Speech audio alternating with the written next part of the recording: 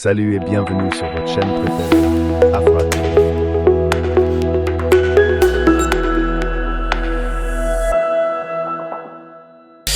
Le désengagement des troupes militaires américaines du territoire nigérien se poursuit normalement et simultanément à Agadez et à Niamey. La première étape de ce processus de désengagement s'est achevée hier soir à la base 101 de Niamey à travers une cérémonie officielle de signature de documents de rétrocession des emprises américaines à l'armée nigérienne. C'était en présence de l'ambassadrice des États-Unis d'Amérique au Niger ainsi que de plusieurs autres personnalités civiles et militaires des deux pays, Amadou Tijani Oumarou et Philippe Tchao. Environ 50 jours après la signature de l'accord consacrant le désengagement des troupes militaires américaines du territoire nigérien, force est de constater que cette opération se déroule normalement sous la supervision des autorités militaires nigériennes et américaines. Cet accord prévoit la fermeture de toutes les emprises militaires américaines au Niger, dont celles de Niamey, Agadez, Oualam et Difa, avant la date butoir du 15 septembre 2024.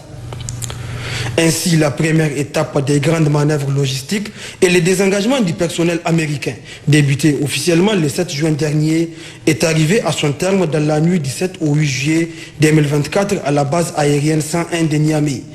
Cette étape a été parachevée par la signature des documents de rétrocession des emprises de Niamey et Oualam aux forces armées nigériennes.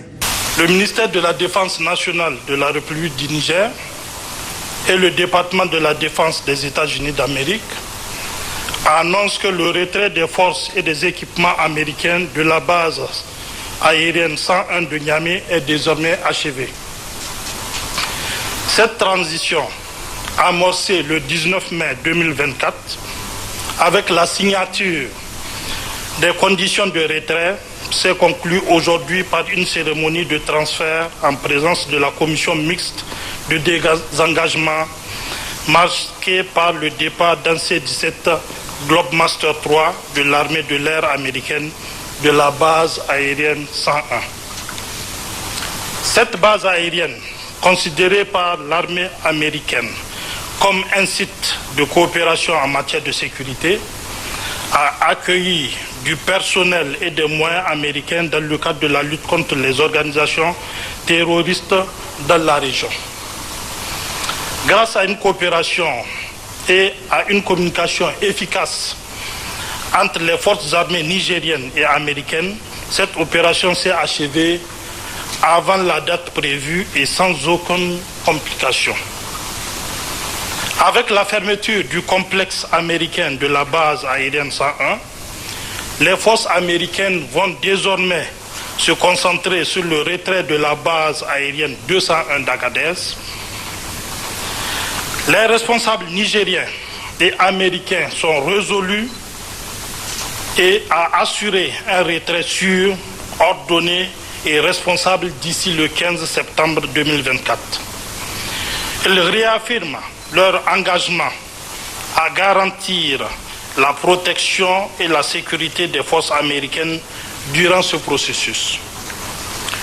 Le ministère de la Défense nationale de la République du Niger et le département de la défense des États-Unis d'Amérique reconnaissent les sacrifices communs consentis par les forces armées des deux pays.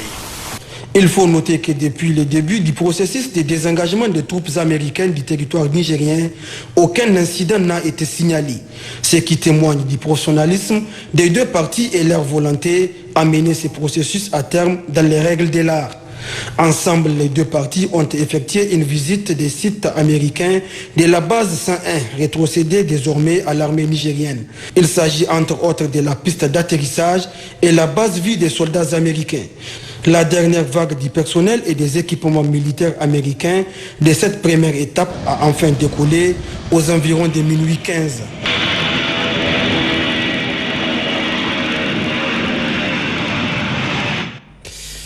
Ce communiqué du ministère de la Communication, des Postes et de l'Économie numérique, le ministère de la Communication, des Postes et de l'Économie numérique adresse ses vives félicitations à l'ensemble des médias publics RTN, TDN, ONEP et ANP, ainsi qu'à tous les médias privés pour l'excellente couverture médiatique du premier sommet de l'Alliance des États du Sahel AES tenu à Niamey le 6 juillet 2024 et suivi en direct et en simultané à la radio, à la télévision et sur Internet au Niger, au Burkina Faso et au Mali notamment.